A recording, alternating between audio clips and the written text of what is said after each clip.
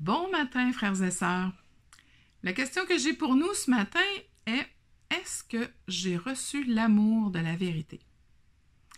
Pourquoi je pose cette question-là? Tout simplement parce que quand on pense au terme amour, on peut avoir tellement de descriptions, de définitions différentes. Mais quand on regarde à la parole de Dieu, la parole vient nous donner c'est quoi la définition de l'amour. Et la parole de Dieu va dire que c'est ce qui caractérise d'ailleurs la marche d'un enfant de Dieu. Parce qu'on est appelé à aimer Dieu de tout notre cœur, de toute notre âme, de toute notre pensée, de toute notre force, d'aimer les autres comme nous-mêmes. Quand on pense à Christ, il nous a tellement aimés qu'il a donné sa vie. Dieu nous a tellement aimés qu'il a donné son Fils. Alors, l'amour, dans le sens de donner sa vie, de renoncer à soi-même pour aller donner à l'autre ce qu'il a profondément besoin, c'est comme d'une évidence comme chrétien. Mais ce vers quoi je veux nous amener, c'est qu'on va voir que l'amour veut aussi dire qu'on rejette le mensonge et qu'on choisit la vérité. Si on allait lire toutes les caractéristiques de l'amour dans 1 Corinthiens 13, on verrait que l'amour c'est patient, l'amour c'est plein de bonté, l'amour.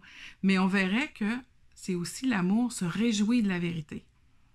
Alors si on va dans 2 Thessaloniciens au chapitre 2, c'est un passage où il y a un contexte où on nous parle de la fin des temps, mais ce n'est pas vraiment ça sur quoi je veux apporter notre attention, mais c'est sur la caractéristique qu'on donne d'un enfant de Dieu. Alors au verset 9, la parole de Dieu nous dit « L'apparition de cet impie se fera par la puissance de Satan, avec toutes sortes de miracles, de signes et de prodiges mensongers, et avec toutes les séductions de l'iniquité, pour ceux qui périssent, parce qu'ils n'ont pas reçu l'amour de la vérité pour être sauvés. » Alors, on vient d'apprendre que ce qui caractérise un enfant de Dieu, c'est qu'il a reçu l'amour de la vérité. Et si on allait un petit peu plus loin dans 1 Timothée, encore une fois, on verrait que là où ceux qui peuvent prétendre haut et fort connaître la vérité, c'est nous, les enfants de Dieu.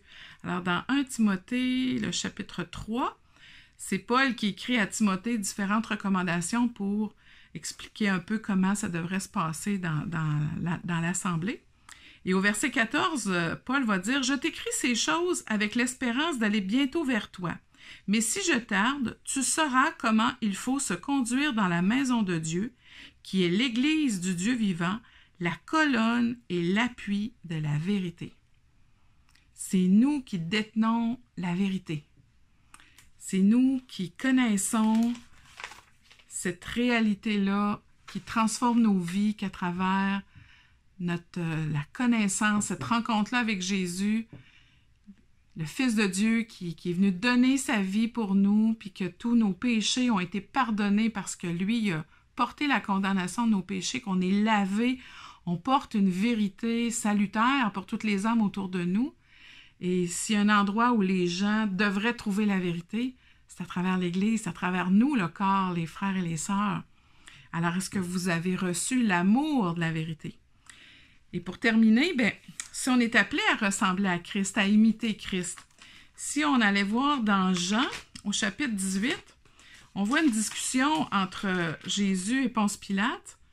Et justement, Jésus va venir déclarer haut et fort son rapport avec la vérité. Et ça va laisser Pilate avec une réflexion, une question. Alors, si on va voir dans Jean 18, au chapitre 18, verset 37, Pilate lui dit « Tu es donc roi. » Jésus répondit « Tu le dis, je suis roi. Je suis né et je suis venu dans le monde pour rendre témoignage à la vérité. Quiconque est de la vérité, écoute ma voix. » Verset 38, Pilate lui dit « Qu'est-ce que la vérité? » Alors, je veux nous encourager à imiter Christ, à oser proclamer qu'on connaît la vérité.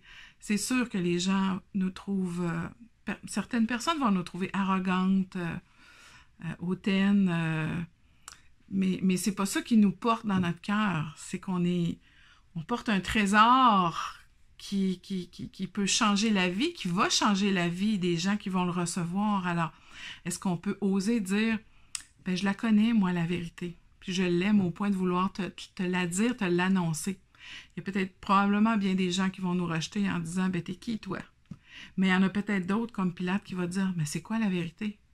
Et qui vont peut-être vouloir l'entendre, parce qu'il y a encore des gens qui cherchent. Hein? Si Dieu n'est pas venu nous chercher, il n'est pas venu chercher son Église, encore une fois, il y a des gens qui sont appelés à la repentance que Dieu veut amener à lui.